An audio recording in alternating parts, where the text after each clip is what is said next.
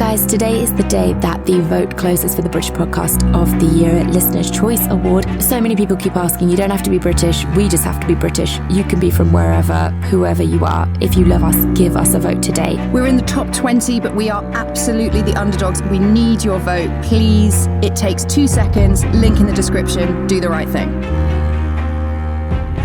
I'm Hannah. I'm Suruthi. And this is Red Handed. If you're in Britain, you will definitely know this one.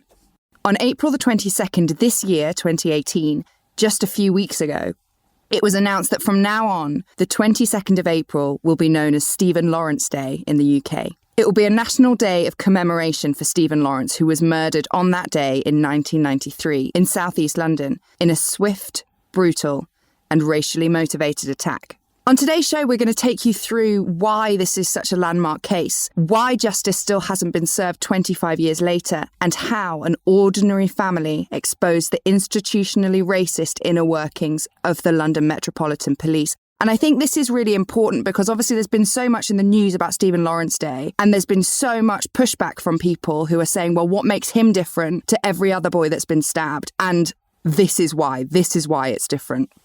There is an England before Stephen Lawrence, and there is an England after Stephen Lawrence, and they are markedly different. But is it different enough? Stephen Lawrence lived in Woolwich with his younger brother Stuart, younger sister Georgina, and his parents Doreen and Neville. Doreen and Neville were both Jamaican migrants. Neville was working as a tailor, and as a young man in London, where Doreen's mother, a seamstress, introduced Neville to Doreen, and they hit it off. Doreen and Neville married in 1972 when Doreen was just 19. Stephen was born 2 years later. Stephen excelled at school, particularly in athletics, so much so that his brother Stuart recalled feeling a little bit frustrated because no matter what he did, it would never be quite as good as Stephen.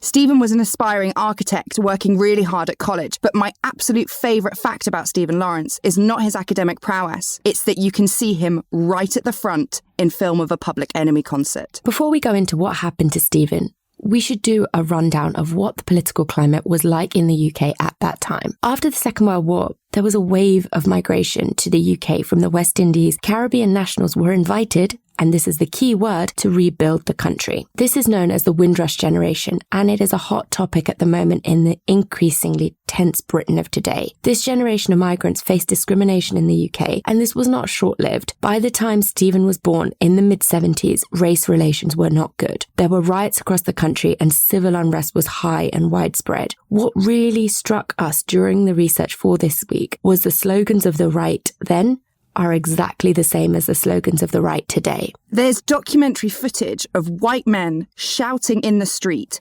Britain first, stop immigration, start repatriation. And those words are everywhere in Britain today. And I think one of the key things, like you touched upon, is the fact that after the Second World War, the whole Windrush generation, this was not just exclusive to the West Indies, but the key thing to note here was all of these countries that used to be part of the British Empire. People were being called on from those countries, invited to Britain to start things like our National Health Service, to rebuild the country. So very much everything great you see in Britain today was built off the backs of immigrants that were invited here. And one of the biggest tragedies we see today, which is why the Windrush generation is once again in the news, is the fact that for years, the British government has been sending these people that were invited to this country back to where they came from, deporting them. Anybody who says that race relations in the UK is absolutely fine and we don't have an issue, literally how can you say that? And it wasn't just white men shouting in the street either. This staggered me. In 1983, Les Curtis, the chairman of the Police Federation, in a televised interview said that a policeman should not be dismissed for using the N-word, claiming that it being a term of abuse was only a matter of opinion. So people in seriously powerful positions had problematic views too, and it only takes a few of them before we are in serious trouble. Police were exempt from the Race Relations Act in the UK until 1999. That is only 19 years ago. That's our lifetime. That blows my mind. So until 1999, there was no law, literally no law, against the police racially discriminating in any way they wanted. They still do it, but now it's illegal. The feeling of community, comes from knowing what you are and knowing what you are not. Knowing what you are not creates the other. Your sense of identity is much more whole when you can say, not only are we alike, but we are not like them. This is ancient. This is since the dawn of time, this sense of identity. So the incessant rhetoric of scapegoating immigrants is not news. Low-income areas usually have higher rates of people with far-right leanings. Rather than blame the system or blame capitalism or blame things that cannot be seen, it's much easier to blame people who are not like you. We see this politics right now. How easy is it to use immigration and migrants as you said, as this scapegoat or this smokescreen, where we use that to explain away all the problems that other people face? And you're completely right. When far-right candidates get voted in, all I can think is it's the wrong answer to the right question. The people voting them in have been ignored by the political classes, by the elites for far too long. They have been oppressed by them. But blaming the black or brown neighbours who live across the street from you is the wrong way to go about it. Look at the people who are actually in power. It has been seen time and time again that when the economy suffers, instances of racial abuse and violence spike. And the Lawrence family's home was in Woolwich, right next door to the BNP strongholds of Eltham, Thamesmead and Welling. And the BNP, for our non-UK listeners, it doesn't exist anymore, does it? They've pretty much fallen apart, but it was the British National Party. You can guess from that name exactly what they stood for and what they were about. And now I think they've rebranded as Britain First. I think they're different things. Equal racist bullshit wankers. But the BNP don't even exist anymore, which is only a good thing. But back then they did. Eltham, one of these BNP strongholds, was living in fear. And between 1991 and 1993, there were 3 racially motivated murders and many more violent attacks. There was sort of a last of the old guard sense about Eltham. People seem to talk a lot about how no one used to lock their doors and how it's all gone to shit after the immigrants moved in. Really? But if they're talking like pre-Windrush, they're talking about the 1930s. I don't think anyone locked their door in the 1930s. I don't think that's not a marker. That's very true. Basically, what was happening in Eltham at that time was that with all these racially motivated attacks going on, someone or a group of someones were strutting around Eltham, stabbing people of colour and getting away with it. Which brings us to the 22nd of April 1993. Stephen left his house in the morning after saying goodbye to his dad. He'd gone to school, then met his mate, Dwayne Brooks. The pair had gone to Stephen's uncle's house after school and then decided to head home. Doreen, Stephen's mum, had been away at a course all week and Stephen was really keen to get home to see his mum. So to get home, Stephen and Dwayne needed to take 2 buses, one into Eltham and then the 122. This meant getting off the bus in Eltham and waiting for another bus. So the first bus, there's no problem at all. The pair get off and walk to the next bus stop on Well Hall Road, just before the roundabout. The bus that they were waiting for takes longer than expected. Later, Dwayne would say that if he and Stephen had known that the bus would take so long to come, then they would have just jogged home. But this is the early 90s and there was no way of knowing when the bus was going to come. So they just waited. I think that's one of the really tragic things about it is they really, really weren't very far away from home. Au pair Alexandra Marie was at the same bus stop and she noted that the 2 teenagers were in high spirits, chatting and practicing dance moves on the pavement. Dwayne and Stephen walk up the road to see if the bus is coming, and at that moment, a group of white teenagers emerge on the other side of the road. According to Dwayne, there were 5 of them. The leader of the group hurled racist abuse across the road, and I really don't think anything positive can come from me, a white person, repeating it. You probably don't have to try too hard to know which word I'm talking about. The whole group of white youths ran towards Stephen, one of them pulling something out of his pocket. Dwayne, a little behind Stephen, shouted at him to run. But Stephen didn't run. To Dwayne, what had been pulled out of the guy's pocket looked like an iron bar. This was then used to strike a forceful downward blow to Stephen. The rest of the gang attacked Stephen, and this goes on for somewhere between 25 and 50 seconds, which may not seem like a long time, but try not speaking for 50 seconds.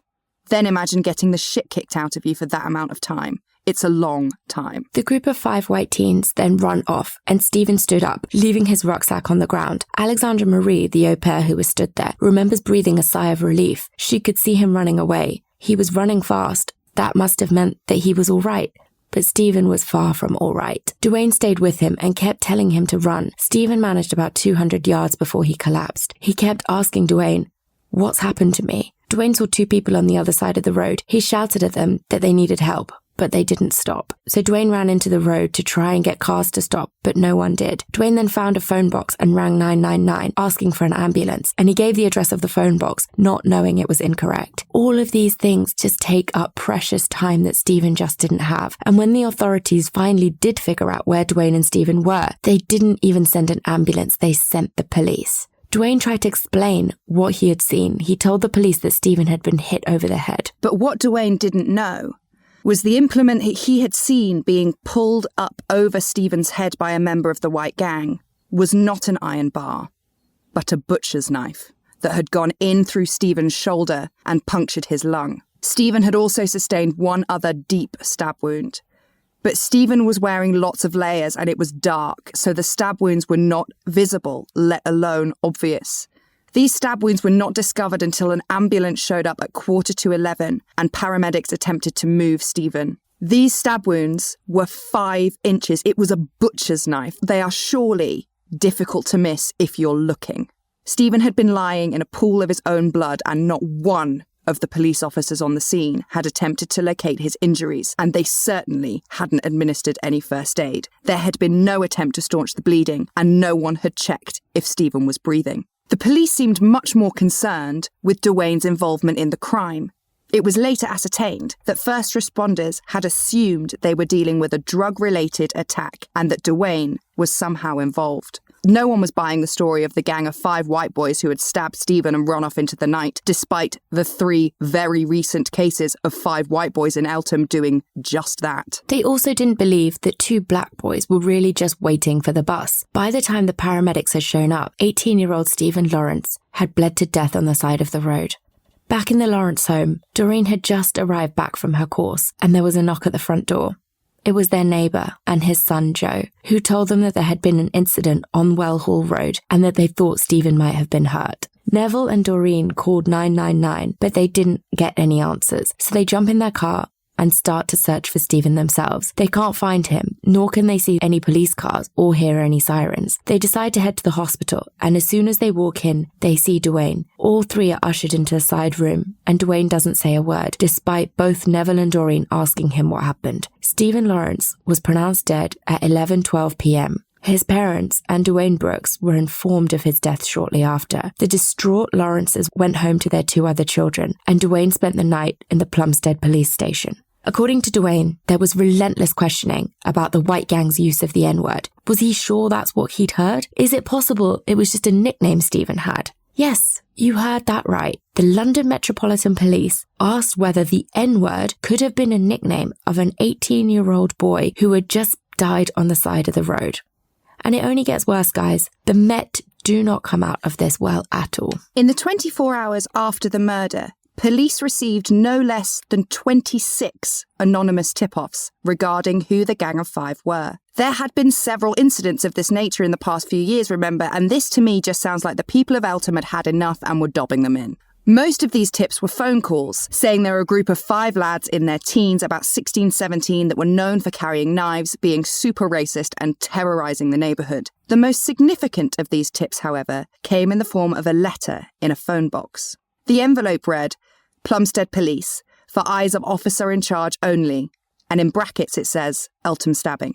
Inside the letter read, the people involved in last night's stabbing are 1. Neil Acourt, 2. David Norris, 3. Jamie Acourt, 4. Gary Dobson. Names 1 and 2 are also rumoured with Wimpy Bar stabbing, brackets, Eltham. The stabbing that they're referring to had happened just the month before. A young guy called Stacey Benefield had been stabbed with a sword, but he had survived. A great number of tip-offs that came into the police mentioned the same names written in the phone box note, and also the name of Luke Knight, who was known to hang around with the same group. Despite this, no arrests were made. Ian Crampton, detective on the case, claims that information isn't evidence, that there is a distinct difference. And he's absolutely right, but don't you think that 26 pieces of corroborating evidence might be worth having a look at? And if information isn't evidence, why do you even bother to appeal for information and crimes? So you can fucking follow it up, not just ignore it. The Met also defend this bizarre decision by arguing that the Aycourt brothers, Dobson, Norris and Knight were juveniles, and to arrest juveniles with no real evidence was a very risky move. And whilst the Met were busy not making arrests and just making excuses for not making arrests, they sent 2 family liaison officers to the Lawrences' home. Doreen and Neville would later recount that their line of questioning didn't seem to be concerned with the death of their son at all, but more to do with Stephen's connections to the criminal underworld. And this is just so typical. It has to fit their narrative, right? Has to fit that Stephen Lawrence got himself killed because of his connections to drug dealing, to violent gangs, to something to do with the seedy criminal underworld. And then you don't have to worry about it because it's just another black gangbanger who got killed, right? That's what they want this story to tell them, but that was not the case. They kept bringing up the fact that a pair of gloves had been found near the scene of Stephen's murder, and the liaison officers asked Doreen if Stephen had owned gloves like these. Neville understood this as an implication that Stephen was a burglar. I mean, what other possible reason could a black youth have for wearing gloves, right? So the family liaison officers, their job is to go and speak to the family and assure them that everything is in hand, everything that they can possibly be doing is being done. And I just don't feel like that's what they did in this situation. They have a racial profile of Stephen Lawrence, they have a racial profile of his family, and they're gone to see if he fits into it. 100%. Family liaison officers are not there to fucking investigate the case. They're there to act as the link between the family and the police, to make sure information and communication is happening effectively. Why are they going around there asking about these gloves and interrogating this family that have just lost their son? And also, that night, Stephen was wearing 4 or 5 layers of thick clothes. It was fucking cold. Who gives a fuck if he's got gloves on? They do. Yeah. Neville was so disgusted at this point that he told the officers to leave his home and never return. The Met were looking for something that just wasn't there. Stephen had no criminal convictions, and this pattern of assumptions of guilt is something not only apparent in this case, but running right into the heart of the British police. Mr. and Mrs. Lawrence unsurprisingly felt like the police were not supporting them. The institution that was supposed to be seeking justice for the death of their son seemed more concerned with proving his criminality in life rather than arresting his killers. So they took things into their own hands. And I think this is the ultimate tragedy with the Stephen Lawrence case. Tragedy that is inherent with all the cases that we cover, which is that somebody has stolen your life or done something horrendous to you, which is tragedy enough. The tragedy that is compounded in the Stephen Lawrence case and cases like this is when the people who should be seeking justice for you turn around and say that you don't matter and that they don't care. That's exactly it. And there's a really early on interview with Doreen Lawrence, TV interview, and she's saying, this is making me want to surround myself with more black people because white people don't care about me. They're not helping me. So that makes me want to recede. It makes me want to just be part of a black-only community. Solicitor Imran Khan, who is just such a badass, he's so cool, was called to the Lawrence home on the 25th of April, so just 3 days after Stephen's death. It only takes 3 days for the Lawrences to realise that the police are not on their side. Imran Khan would continue to represent the Lawrences in their fight for justice for the next 25 years. Khan sent multiple letters to the police asking when they might expect arrests to be made and whether any evidence had been found. His letters went completely unanswered. On the same day, a police photographer captured Jamie Aycourt coming out of his house with a bin liner, getting in his car and driving off. But the surveillance team just hadn't turned up that day for some reason, so this bin liner, potentially full of evidence, was never seen again. And then there was a changeover in management of the case. 3 days in a murder inquiry, and they're changing the head officer. So this bin liner, this potentially incredibly important evidence, just seems to be one of those things that fell through the cracks in the changeover of officers. And Detective Superintendent Whedon, who took over the case, in a TV interview, when asked whether he would be looking for racialists, he answered that this case was not simply a race issue. It was rather more complex than that. Is it? Definitely not. It's definitely not. Strangers attacking another stranger while slinging the N-word around doesn't seem particularly complex to me. Stranger attacks are difficult to pin a motive on usually, but I really do not think that this is the case here. But in order to admit that this attack was racially motivated, one has to admit that there is a racism problem in Eltham, and it is never in the Met's interest to do that. So 5 days after Stephen's murder, hundreds of people attended a vigil. After the 4th racist murder in the area, the people were saying we've had enough and something has to be done. But again, there is no movement on the case. The Met still arguing that they did not have enough cause to arrest the Aycourt brothers, Dobson, Norris and Knight, despite Neil Aycourt being picked out of an identity parade by Dwayne Brooks. But all this changed on the 4th of May when Nelson Mandela met with Doreen and Neville during a state visit to the UK. Mandela stated that in South Africa, people were used to such attacks and claimed it was very concerning that such things were happening in Britain. The meeting of Mandela and the Lawrences was televised nationally, and Doreen is just such an amazing woman. She calmly says straight to the camera, if her son was white and he had been murdered by black people, the police would have rounded up every black person in sight. But they hadn't done that.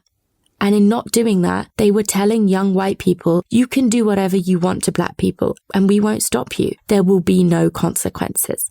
And the day after this televised meeting, despite no new evidence coming to light, the police, surprise, surprise, finally arrest the prime suspects, the Aycourt brothers, Neil and Jamie, Gary Dobson, David Norris and Luke Knight. The houses were searched and evidence was seized. A jacket of Dobson's and some jeans belonging to Norris will become crucial later on. Although many knives were taken as evidence, including a full-on sword and scabbard, none of them could be identified as the murder weapon. When questioned, all of the Gang of Five are total lockboxes, only answering no comment or no reply. They do this the whole way through, guys. It's incredibly frustrating, so get ready. Except Gary Dobson, because Gary Dobson had a little bit more explaining to do. During a house visit that the police had made to his home in the days after the murder, Dobson had told the police that he had been in all night on the evening of the 22nd of April. But the police had witnessed testimony from a local teen who'd placed Dobson at the Aycourt's house looking shifty and cleaning himself up with the Aycourt brothers and Norris at about midnight, the night Stephen was murdered. Dobson changed his story and agreed that yes, he had popped out at about midnight to return, get this, a Bob Marley CD that he had borrowed from Neil and Jamie. Fuck off. What absolute bollocks. He's literally saying, how could I possibly be racist? I listen to reggae music. We all listen to Bob Marley together and we hold hands. There's no way we could possibly be racist. Dobson also repeatedly lies about knowing David Norris. But the police have a photograph of the two standing together outside the Aycourt's house the week before Stephen's death. Everyone knows they all hang around together. Why would you lie about that? And to this day, Doreen Lawrence is adamant that these initial arrests would not have been made without the intervention of Nelson Mandela. The Met say the two are totally unrelated, and I know who I believe.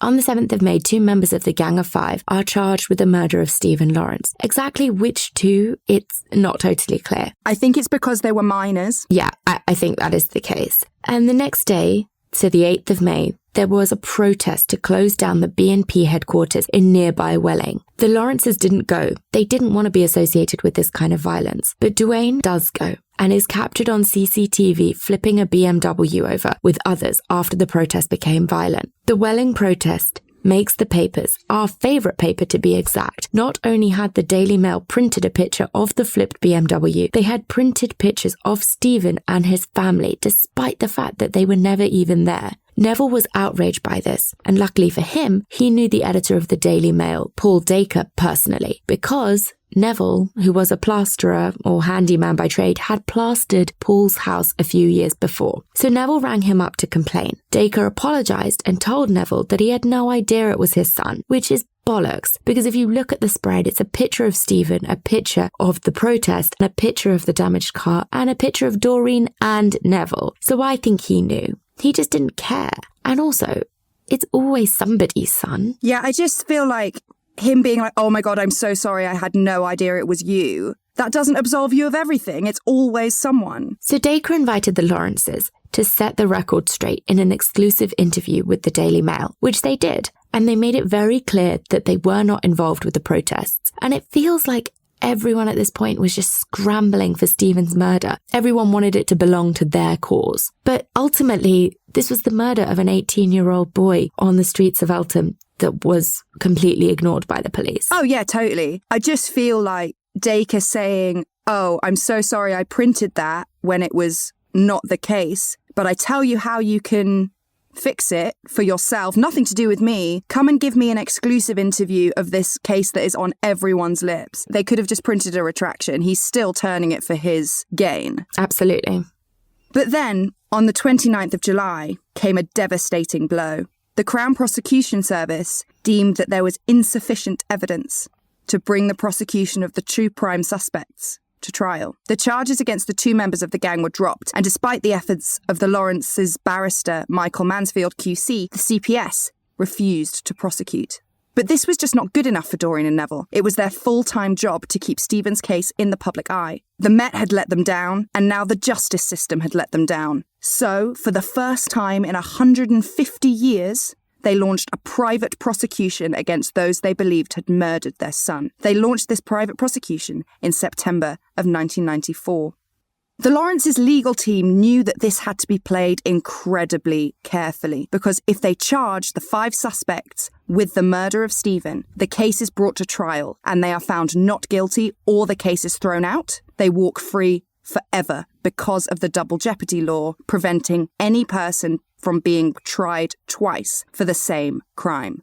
This is their only shot, and it is a huge risk. The police managed to plant a secret camera in Dobson's flat, and they captured really disturbing footage. All 5 of the prime suspects feature heavily in the footage, and they talk at length about their hatred for black people, graphically describing ways of torturing and killing black people, and how great Enoch Powell is. And for our international listeners who may not be super familiar with Powell, he was a super racist politician who gave a really famous speech in 1968 about the perils of immigration, predicting the woes that would betide the white man if he let the immigrant take his power. It was called the Rivers of Blood speech, and it's, as you can imagine, very, very racist. Enoch Powell is also the most famous person to have gone to my university, which is very disappointing. Oh, that is disappointing. Yep. And there was a big uproar about this actually a couple of weeks ago because the BBC decided to air the full speech, Rivers of Blood speech that Enoch Powell gave. And lots of people were like, how dare you? Why are you showing this? Don't show this on the BBC. But I actually think absolutely show that shit, because we can't whitewash over history. We don't get to pick and choose what we show just to paint ourselves in some positive way. That Enoch Powell speech was given, so yes, absolutely show it. It's important that we remember the bad things that were said, because it's absolutely still relevant to the way some people's mentalities still exist today. I completely agree. And I feel like whenever race tensions flare up in the UK, Enoch Powell is always thrown into the mix. And there are always people who are like, he's right. So we need to keep talking about it. We can't just delete the Rivers of Blood speech. It happened. It's a part of our history as a nation. It's part of our political history. Absolutely. And I'm saying that as a person of colour, as a woman of colour who's first generation immigrant in this country, play the damn Enoch Powell speech so that we can all see.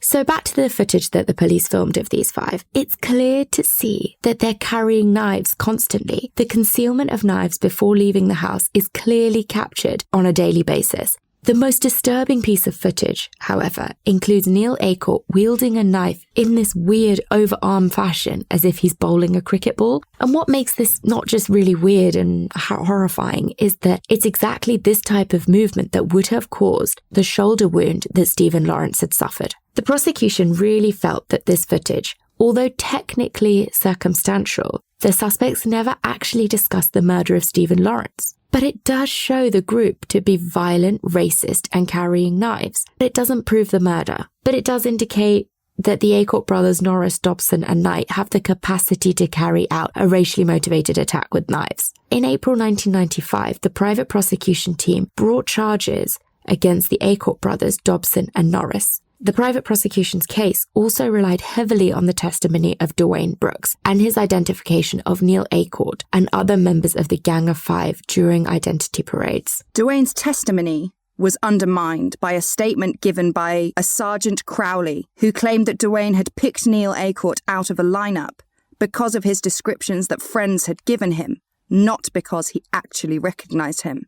Something else they used to discredit Duane was that he only got a fleeting glance at these attackers because it was such a short, quick attack. And Duane's credibility was further shot to shreds in October 1993 when he was arrested for violent misconduct for his part in the car damage at the Welling protest months before. And it is rumoured that one of the police officers present at the identity parades at which Duane ID'd Aycourt recognised Duane from the protest and instigated his arrest. Duane's testimony was deemed inadmissible, and with no reliable witness, the case just fell apart.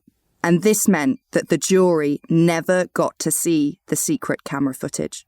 It is important to note, though, that this is the first time that the Stephen Lawrence case ever made it to trial, and it was the first time that the Lawrences ever heard Duane's side of the story. Up until that point, they had believed rumours that Duane had left Stephen and just run off. And to be fair, it does look like that. And of course, you're going to ask those questions if your child is dead. Why did Duane get away totally unharmed? Why was Stephen the only one who was attacked? They were both there. They're both black. Why was it that Duane gets away with it? And there are people who don't agree with this, but I think Stephen was just further down the road and they got to him first. That's my opinion. There are people who do think Duane just left. But I just think, this is a frenzied attack out of the blue in the dark, and they were outnumbered. Your instinct would be to run. He might not have even been to see anything. The idea that Duane is to blame in any way for Stephen's death is utter bollocks. The 5 guys who did it are the ones to blame. Any kind of blame being placed on Duane is just utter rubbish. What crushes him is that he's the one who told the police it was a head wound. So he feels responsible for them not looking for the stab wounds, when actually that's their job. Again, exactly. You are just an 18-year-old kid. Why is anybody taking anything you're saying about what happened after you've just been the victim of an attack seriously? The police should have checked Stephen, who was clearly injured, and they didn't. I can completely understand Duane's survivor's guilt, but anybody placing any blame on him is diabolical. My heart just breaks for him. He really feels responsible as well for the prosecution's case falling apart, and it must be really hard knowing that everyone thinks you left your mate to die, especially their parents. Doreen Lawrence has never spoken to Duane in the 25 years. Oh. And she says that's because he's never told me what actually happened. He's never spoken to me about it. That is really heartbreaking. So when Doreen heard that the case folded and that the suspects were yet again walking free, she collapsed.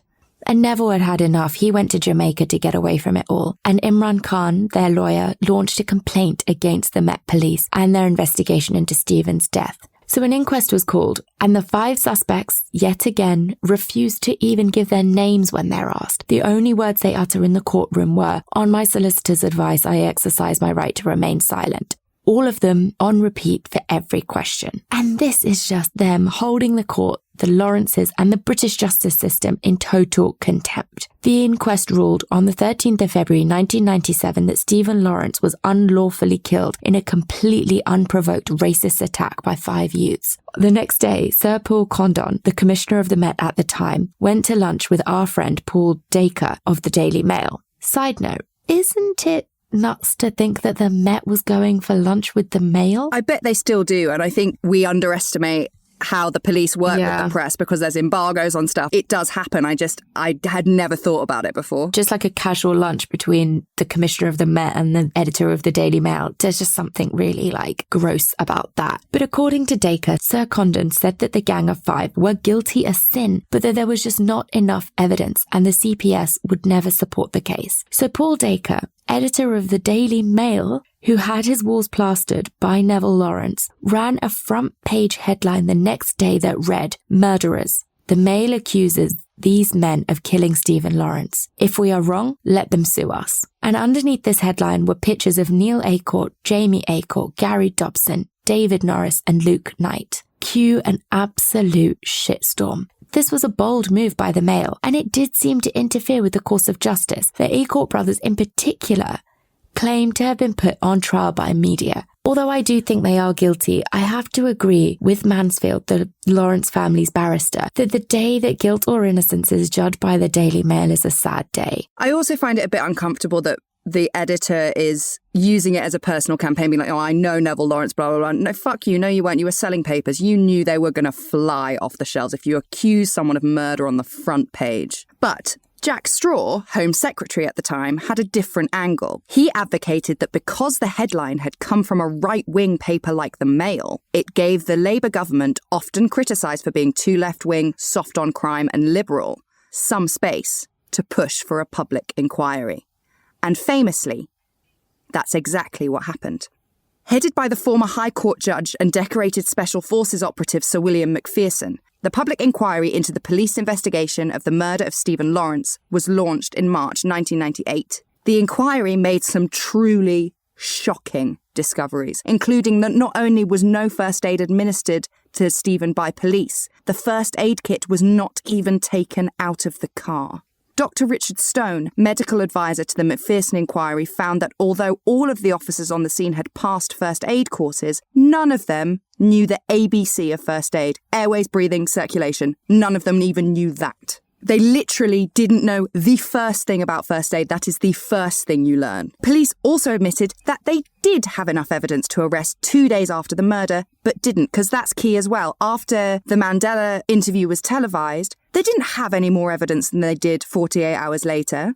And unbelievably, Detective Superintendent Whedon, who had taken over the case 2 days in, admitted that he was confused about his power of arrest. What does that even mean? He's not even a PC, he's a detective superintendent. What hope do we have if the police don't know what the power of arrest is? Is this just feigning ignorance? You're either incompetent or you're corrupt and racist. And is this guy deciding it's better for me to claim incompetence rather than corruption and racism? How do you become a detective superintendent and not understand the concept of power of arrest? I don't know this, but I think that you only really have to do 2 years on the beat, like doing actual arrests before you can start working your way up. So is it possible he just didn't really do that many arrests before he was behind a desk? Maybe. I think you're right, though. I hadn't thought of that before. It probably is better to look completely incompetent. Yeah, those are your only two options in a situation like this. And even if you only do 2 years on the beat, do you not have to do like exams, like sergeant exams and things like that? Oh, yeah, I'm sure you do, yeah. I'm sure they're going to touch on that there. Yeah, but I've crammed stuff for exams that I don't know anymore. In a practical application of your job, though? Yeah, no, definitely not. The 5 prime suspects are called to give evidence to the inquiry. There are hundreds of people outside Hannibal House in Elephant and Castle where the inquiry was being held, and they were baying for blood. As a public inquiry, any member of the public has a right to attend, but the police were stopping people at the door. And this caused such a commotion that violence broke out and CS gas was used by police. And the Lawrences thought they might have a riot on their hands. So Doreen and Neville come out to speak to the 100-strong crowd, asking for their respect and cooperation. Neville reminded them that the last thing they need is to be branded as hooligans. That is not going to lead us to the truth. The crowd obeyed their wishes. Until, that is, the 5 prime suspects walk out after giving their evidence. And the photos and the footage of them walking out is something that is just like seared in my mind, because they walk out like thugs, like hooligans. They walk out like they're leaving a football match that their team has just won and they're smashed. That's exactly what they look like. It's disgusting. They walk out to a crowd hurling abuse at them, and the 5 spit at the crowd. Norris even hits somebody. And in the wake of the inquiry, Commissioner Condon apologises for the failures of the force, but implores Macpherson not to accuse the Met of institutional racism, claiming that there may be a few bad apples in the mix at the Met, but that it's not all of them. It really pisses me off that he asks the Macpherson report to not make the finding that of institutional racism, because this is such a clearly racially charged case. It's not good enough. How can you fight racism when you don't even and won't even acknowledge its existence? But his pleas luckily fell on deaf ears, because on the 24th of February 1999, the Macpherson report was published. Doreen and Neville were invited to the Home Office by Jack Straw, who told them that this inquiry, this report, was a watershed moment for Britain. Institutional racism was defined by the Macpherson report as a collective failure of an organisation to provide an effective service to people because of their colour, culture, or ethnic origin. And the Met Police was found by the report to be absolutely riddled with it. I really don't think that there is any doubt that the assumptions made by the first police on the scene were based on Stephen and Dwayne's race, and that these assumptions not only cost Stephen his life, but they informed the rest of the investigation and prevented the collection of crucial crime scene evidence. The lack of forensic evidence in the early years directly contributed to the case being thrown out by the CPS. The Macpherson report demanded a rigorous change in the way the Met was running, and crucially, the way it was training its recruits. The report also suggested that the double jeopardy law be scrapped, which it was in April 2005. This meant that even though the Gang of Five had already stood trial for Stephen's murder, if new evidence came to light, they could be tried again. And this is where it starts to get better, friends, because finally, it is time to welcome Super Cop DCI Clive Driscoll to the story.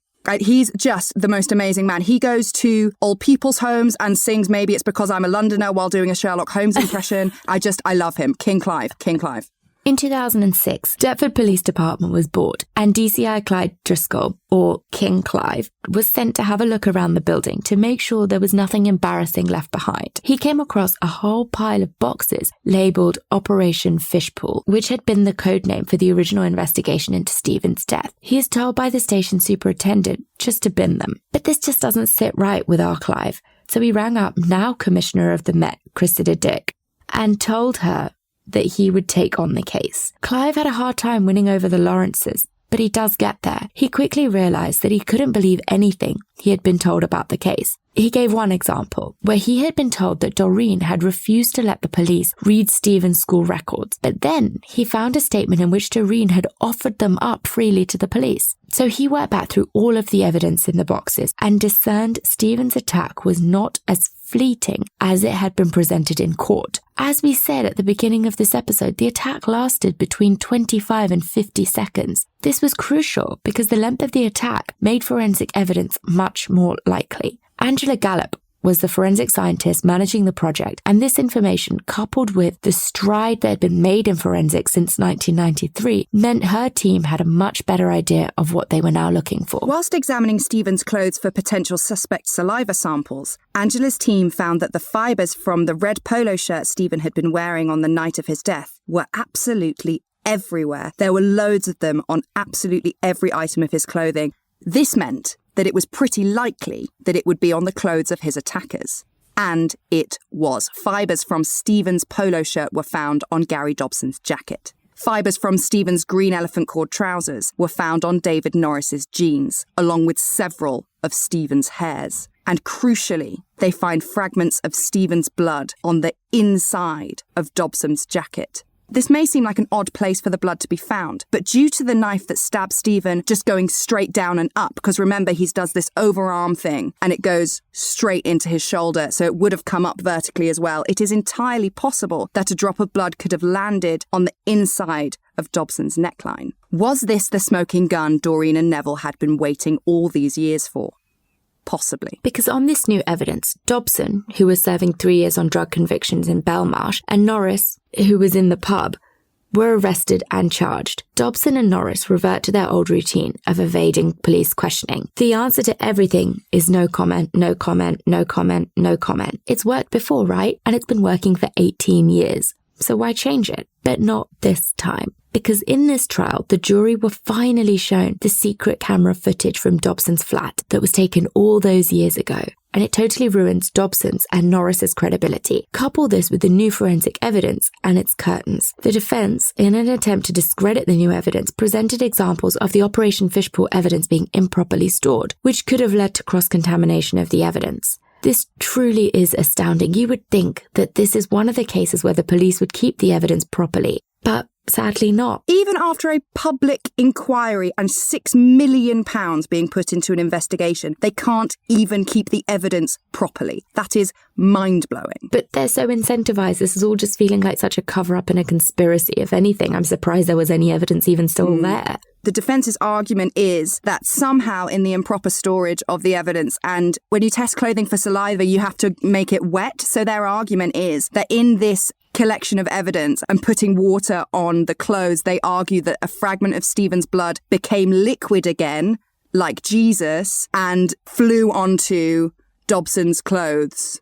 The defense, despite trying to poke holes in the new forensic evidence, they didn't provide a scientific expert of any kind. The prosecution, on the other hand, conducted numerous experiments, but they were never able to replicate a situation where a drop of Stephen's blood could have become liquid again and just flown onto Dobson's jacket collar. So how could it have become contaminated after the event, after the crime, when it was in storage? That blood got there the night of the attack. I also think if that's your only argument, as the defense being, oh, well, this evidence is contaminated, it's inadmissible. If that is your only defense, why don't you have a scientist to give testimony for you? That's really true. Because it didn't happen. No.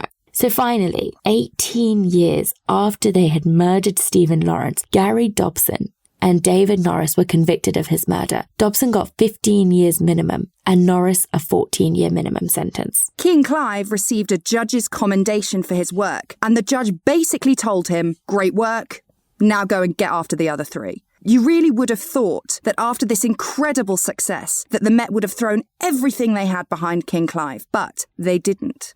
The day after the verdict was announced, DCI Clive Driscoll was taken off the case. Why? I have no answers. I genuinely don't know. I think it's fair that he was going to go after this determinedly. He had had huge amounts of success. He'd already put these two guys away. He was going to go digging into places that other people in the Met didn't want him digging. He was going to find things and he was going to expose their corruption and the racism that was there. And they couldn't have it. They were like, fine, you got two of them. Now you're done. Let this go. Yeah, we've done enough for the public to let us off the hook with this one. And there are some murmurings that the Stephen Lawrence case may be closed. The Met have announced that it's unlikely that there will be any more developments in the case. But the repercussions of Stephen's murder and the Macpherson report are still ringing. In 2006, journalist Mark Daly went undercover in the Manchester Metropolitan Police Department to see if there really had been any changes in the training of our police. He made a film about it. It's called The Secret Policeman. It is chilling. I really can't recommend it enough.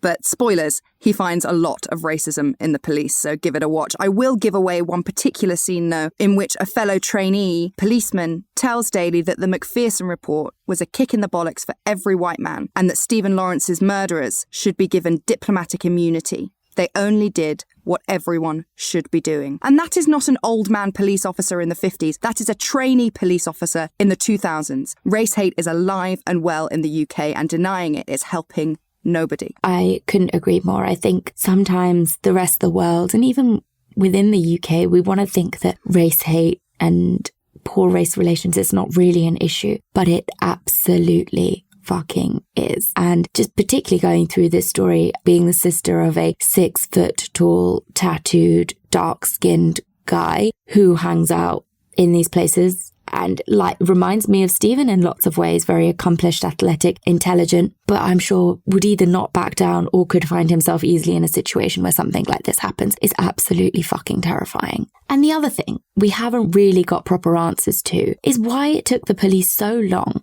to make those arrests all the way back in 1993. Why did they wait when they had the evidence? And there is one theory that stands out from the rest. Not only were the Met institutionally racist, they were corrupt as fuck too. Former Home Secretary Jack Straw admitted that he had seen some staggeringly corrupt police officers in his time. And he would know as Home Secretary because it's absolutely the last stop for cases like that. Neil Putnam was one such police corrupt officer working in southeast London during the time of and after Stephen's murder. When he was investigated for corruption by CIB3, the police's anti-corruption unit, he quickly rolled over and became an informant. One of the officers he was informing on was John Davidson, who was an integral part of Operation Fishpool, and the officer to interview Gary Dobson, one of the 5. Neil Putnam argues that the Stephen Lawrence case was stalled at every turn because of Officer John Davidson, who had said to Putnam in no uncertain terms that he was being paid off by Clifford Norris. Who's Clifford Norris? Well, he was a very well-known gangster in the area, and he also happened to be David Norris's dad. So how the investigation was hampered isn't exactly clear, but documents were definitely disposed of. So it is possible that the Macpherson report was not even given all of the information it needed to make a true assessment of the Met. Equally disturbingly, former police officer Peter Francis has come forward and claimed that he was sent undercover by the Met specifically to undermine the Lawrence family in the public eye. His mission, he claims, was to make the public feel less sympathy towards them. The Met deny this, and there is no surviving record of Francis's campaign. But quite a lot of pertinent documents happen to go missing around this case, so it's not outside the realm of possibility that Francis is telling the truth. And if this is true, the ramifications are enormous. Theresa May has called an SDS operation inquiry into undercover policing. The report is yet to be published. The National Crime Agency are investigating accusations of police corruption. John Davidson, of course, denies everything. Luke Knight still lives in Eltham. Jamie Acortt lives in Spain. Neil Acortt is in prison on drugs charges. It looks unlikely that the remaining 3 will ever be brought to justice. Doreen and Neville Lawrence divorced some time ago, and Neville has relocated permanently to Jamaica, finding the UK too painful.